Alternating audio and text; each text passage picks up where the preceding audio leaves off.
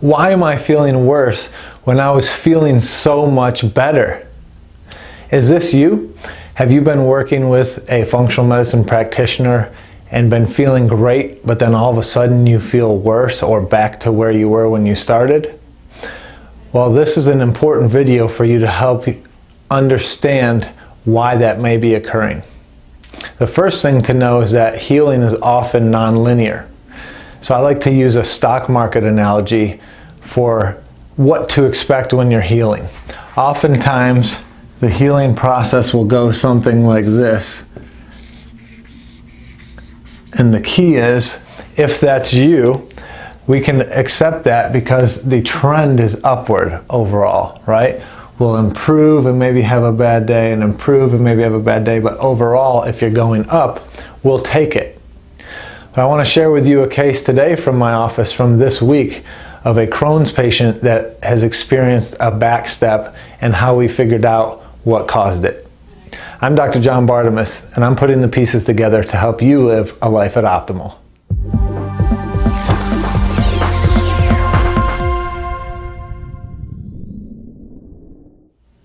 This week I received a call from the wife of a patient of mine. The man is a 71-year-old Crohn's patient, and he's had Crohn's disease for 44 years. He's about 6 weeks into care, and he reported to me last week on a call that I do with my patients, he reported to me that he's never felt this good in his whole life. After 44 years of Crohn's disease, he said, quote, "I've never felt this good in my whole life," unquote. And he's at about week 6 of his care. He said he's felt this good or never this good since week 3. So he began care, and by week 3, he's feeling the best he's ever felt.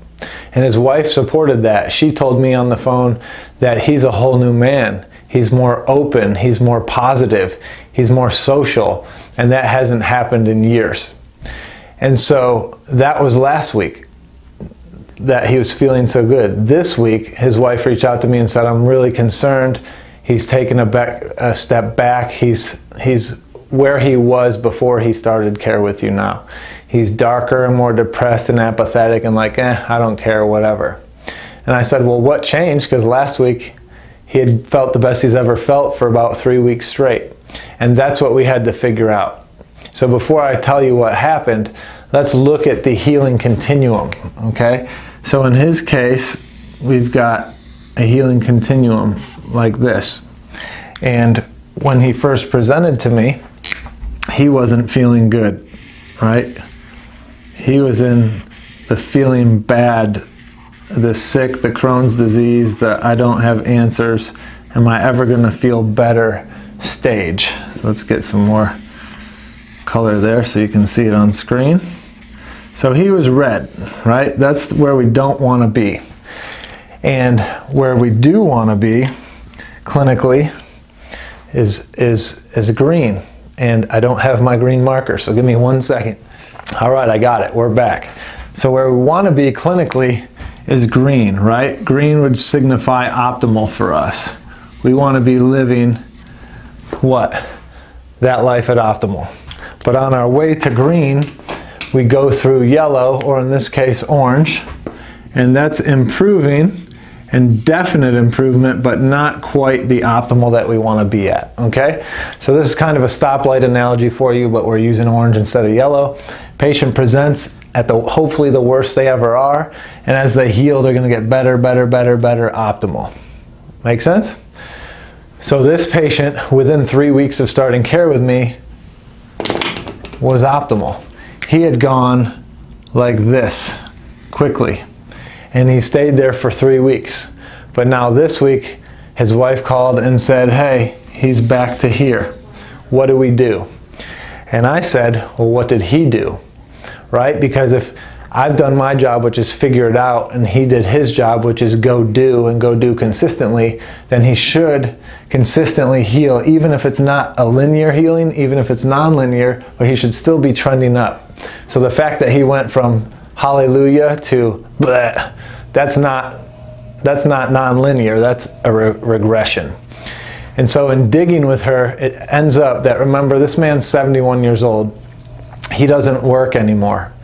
And for 2 consecutive weeks leading up to this week, he was helping a friend do some construction work. And he was helping this friend 3 days in a row for 2 weeks in a row, 7 hours a day. So this was a 71-year-old Crohn's disease patient who's in the process of healing, that is feeling the best he's ever felt. Well, in so doing, he's human. And as humans, right, especially humans who have suffered with chronic disease, we've suffered for so long, we just want to feel good and have a good day, right? So what do we do as humans if we ever get that good day?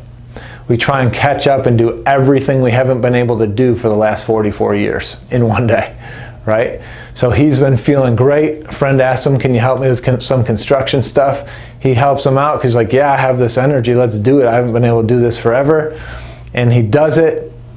And what happened was he overtrained, if you were using a gym scenario. He went out and went couch to 5K, say, when really he should have gone couch to leisurely walk and then started jogging first before running, right? He went straight from the couch to the 5K race, or to the marathon in this case.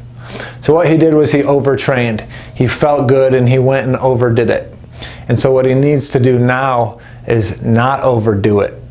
And hopefully what he learned, because there's no failure, there's only feedback, right? So the feedback from this experience is that he needs to leave some reserve in the tank each day. I love that he's green and feeling great, but just because you feel that way doesn't mean you're there, or that you've built the momentum yet to stay that way. So I tell patients, hey, picture you live in a house with 10 rooms. And if your total energy for the day is to vacuum all 10 rooms, I want you to leave 3 rooms unvacuumed every day. Why? Because we need to create reserve. We need to fill that reserve tank and have some metabolic capacity to cover tomorrow if something hard comes up. If I blow it all out today and I vacuum all 10 rooms today, and tomorrow I need to vacuum all 10 rooms, and then a friend asks me to help, I've got nothing, and now I'm digging a hole and I'm returning back to where I was, because all that momentum I built is great and it shows me your body can change, but you haven't made the deposits yet to have the margin to do that. So you want to progress intelligently and learn the lesson. So the lesson was he overtrained, he did too much too fast, and that's okay, and we think he's going to be able to bounce back no problem. But moving forward, we want him to leave 25-30% in the tank each day for a long enough time that he could then try ramping up what he's doing progressively and get that feedback and say, yeah, I can do more now. I've got the reserve I need. So if this is you, if you're someone with a chronic illness and you've worked with a functional medicine practitioner or with any practitioner, and you were feeling better and then you crashed for whatever reason, it might not be because a supplement started working or stopped working, or a diet fell back, or the doctor doesn't know what they're doing. Take a self-inventory. Maybe you overdid it. Even if it was something you used to be able to do all the time, you may be different now. So scale back, progress intelligently, and that will help you reach a life at optimal.